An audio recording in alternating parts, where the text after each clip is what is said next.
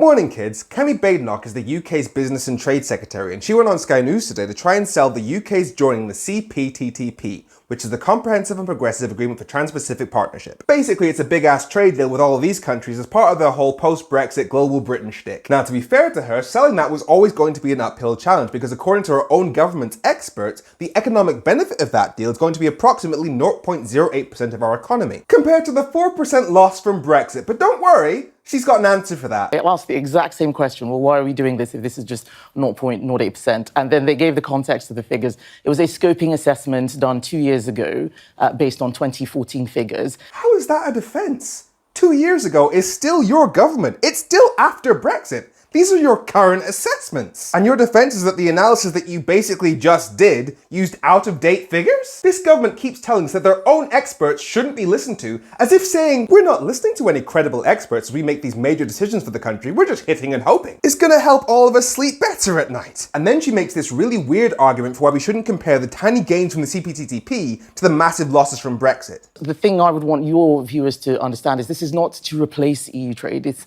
in addition to EU trade. But we have lost EU trade. Your Prime Minister has already admitted that Brexit has cost us EU trade. The British Chamber of Commerce has said that 1/5 of small businesses have been unable to sell to the EU because of your Brexit. Your own experts say that Brexit has cut EU trade by 15%, and yet you're acting like we can just add the trade we had before Brexit to the trade we get from the CPTTP.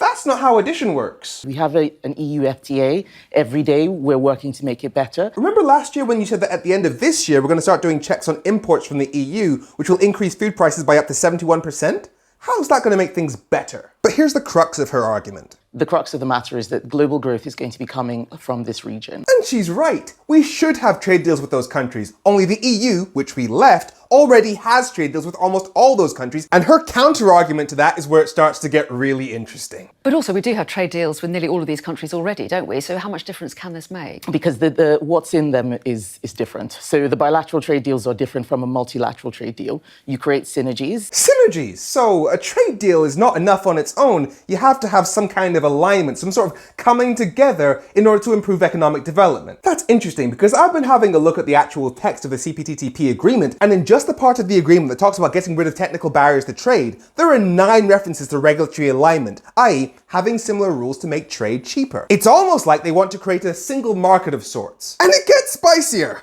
Well, it's the first time we've joined a bloc like this in about 50 years. There is strength in numbers. If you say 50 years, you are referring to us joining the EU. It's like strength in numbers. Who'd have thunk it? The whole concept of this is insane. I mean, for starters, look at the name of this partnership. The Trans-Pacific Partnership. Look at where all those countries are. Hey, Kemi, we're not a Pacific country. Those countries decided, hey, wouldn't it be good to have enhanced trade ties with the countries that are closest to us? Yeah, that does sound like a good idea. It's worked pretty well for the Europeans. They've got shared rules, cheaper trade. All sounds good to me. And what did you do? You took us out of our European economic environment so that we could play not even third wheel, third continent to a deal that's going to be 50 times less beneficial to our economy. And while we're here, because she used to be the Equalities Minister, which is insane for reasons I'll get to, she was asked about the recent report into institutional bigotry in the fire service. To fire services in England, and it's found that staff at a quarter of them have reported alleged racist, homophobic and misogynistic behaviour in the past 5 years. What do you make of those findings?